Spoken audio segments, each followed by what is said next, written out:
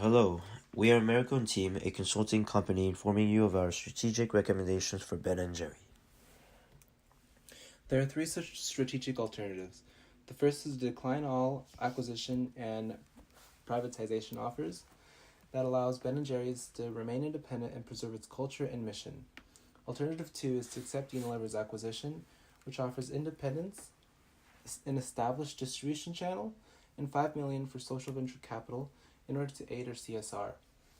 The third alternative is to accept Dreyer's acquisition, which offers the best distribution channels in the industry. Our recommendation will be to accept Unilever's acquisition, as it offers the best combination of value for Ben & Jerry's with a established distribution channel and 5 million venture capitals for our CSR, along with remaining independent. AmeriCone proposes to focus on minimizing negative backlash from employees, stakeholders, and the community. Efforts to minimize negative backlash will include implementing 3 core programs: preserving the company's culture, amplifying distribution, and concentrating marketing efforts. Ben & Jerry's most valuable asset is its culture. In order to appropriately address negative backlash, Ben & Jerry must preserve the culture by establishing a balance between corporate and its non-traditional philosophy.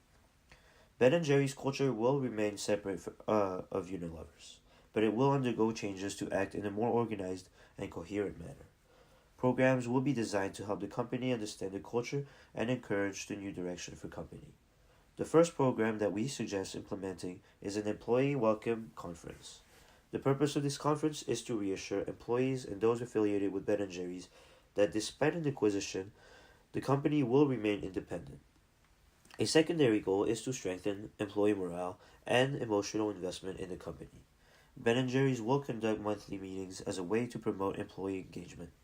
During the meetings, middle management will address any questions and concerns that employees exhibit. These meetings will primarily be focused during the first 2 years of the merger.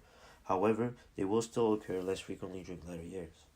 Another way to familiarize both companies to each other is a roadshow. The primary purpose of this roadshow is to demonstrate each company how the other operates.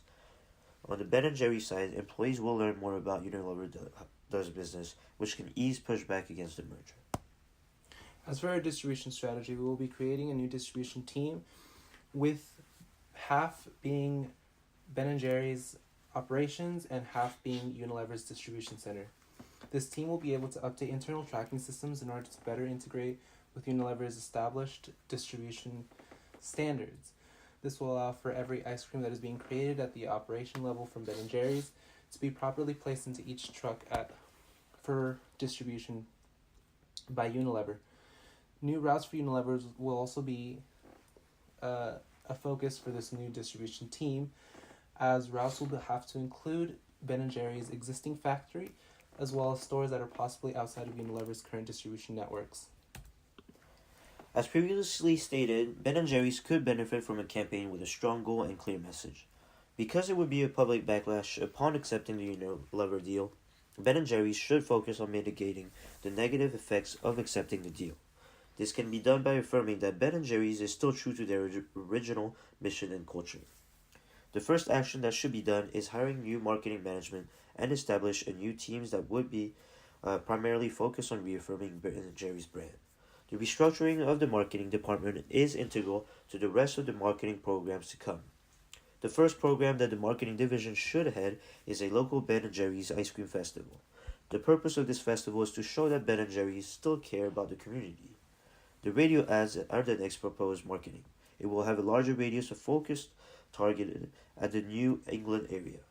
The final part of this marketing campaign is national television ads, and with this marketing campaign, Ben & Jerry's is able to start by focusing with local communities that would know and be affected by the merger.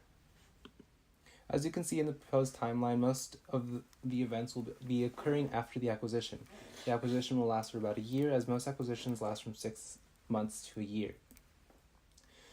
Some culture events will begin as the acquisition begins in order to have Ben & Jerry's employees on board with the Unilever acquisition.